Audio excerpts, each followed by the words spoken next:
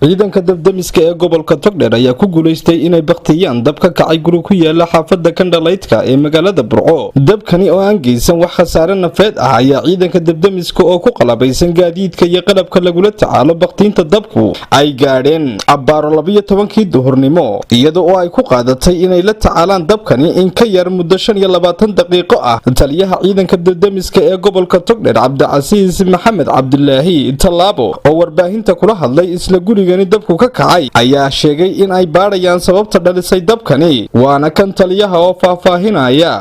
Anigu taliyaha ciidanka gobolka Togdheer waxaan qayla dhaan lagu soo dhacday oo soo garaacay saacad markay 12kii iyo barkii duhurnimo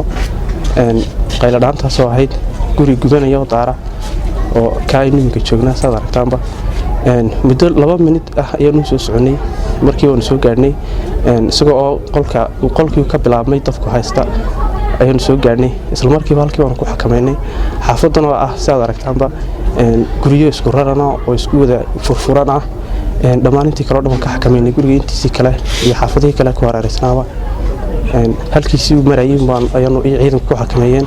waan ku guuleysnay dabintiisa. waa fahmi kaysa xirsi bulsha TV Burco.